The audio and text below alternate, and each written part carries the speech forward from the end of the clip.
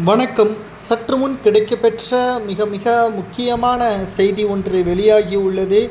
அனைத்திந்திய அண்ணா திராவிட முன்னேற்றக் கழகத்தில் ஓபிஎஸ் அவர்களும் சசிகலா அவர்களும் கட்சியிலிருந்து முழுமையாக நீக்கப்பட்டவர்கள் என்று எடப்பாடி கூறிக்கொண்டிருக்கக்கூடிய வேளையில் ஓபிஎஸ் அவர்களை சசிகலா அவர்கள் இன்று இரவு சந்திக்க உள்ளார். அதிரடியான பல திருப்பங்கள் இந்த சந்திப்பிற்கு பிறகு நடைபெறலாம் என்றும், ஜனவரி 13ஆம் தேதி இரட்டை இலை சின்னம் வழக்கு தொடர்பான நீதிமன்றத்திற்கு சில ஆவணங்களை சேகரிப்பதற்கு ஏற்கனவே ஓபிஎஸ் வழக்கறிஞர் தற்பொழுது தீவிர வேட்டையில் ஈடுபட்டு கொண்டிருக்கக்கூடிய நிலையில் ஓபிஎஸ்ஸிற்கு சாதகமாக தீர்ப்பு வர வேண்டும் என்பதற்காக இந்த சந்திப்பில் பல ஆவணங்கள் அதிமுகவில் இரட்டை இலை சின்னம் தொடர்பான பல்வேறு ஆவணங்களை மறைந்த முதல்வர் ஜெயலலிதா அவர்களிடம் இருந்து தற்பொழுது பெறப்பட்டதாகவும், அந்த ஆவணங்களை ஓபிஎஸ் அவர்களிடம் கொடுக்கப்பட்டிருப்பதாகவும், இதன் மூலமாக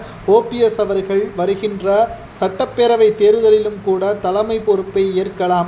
நான் செய்த மிகப்பெரிய தவறு எடப்பாடியே கூவத்தூரில் முதல்வராக அறிவித்ததுதான், உங்களுடைய பதவியிலிருந்து நீக்கியதுதான் என்றும் வேதனையுடன் தெரிவித்திருந்தார். மேலும் இந்த சந்திப்பிற்கு பிறகு நிச்சயம் ஒட்டுமொத்தமாக அதிமுகவின் நிர்வாகிகளும் சசிகலா அவர்களது பின்னாலும் ஓபிஎஸ் அவர்களது பின்னாலும் நிற்பார்கள். எடப்பாடியை புறக்கணிப்பார்கள். தொண்டர்கள் ஏற்கனவே மக்களவைத் தேர்தலிலும் இடைத்தேர்தலிலும் புறக்கணித்து விட்டதை நம்மால் பார்க்க முடிகிறது. மக்களவைத் தேர்தலில் தோல்வி அடைந்தவுடன் சேலத்தில் உள்ள பண்ணை வீட்டில் மறைந்திருந்ததையும் எடப்பாடியால் நாம் மறந்திருக்க முடியாது. கடைசியில் தோல்விற்கு காரணம் நிர்வாகிகளும் தொண்டர்களும் சரியாக வேலை செய்யாததுதான் என்றும் தெரிவித்திருந்தார்.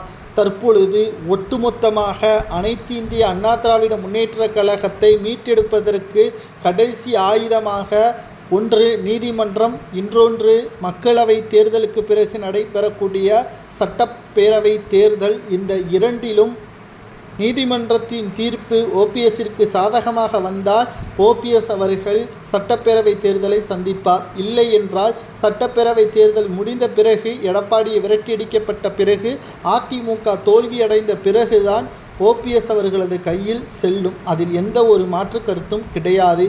இந்த சந்திப்பிற்கு பிறகு நீதிமன்றம் மூலமாகவே அதிமுகவை மீட்டெடுப்பதற்கு பல யுக்திகளையும் சசிகலா அவர்கள் செய்து வருகிறார். பொறுமையாக இருந்து பார்க்கலாம். அனைத்து இந்திய அண்ணா திராவிட முன்னேற்றக் கழகத்தை மீட்டெடுப்பதற்கு ஓபிஎஸ் அவர்களுடன் சசிகலா கைகோர்ப்பது சரியா தவறா என்பதை கூறுங்கள்.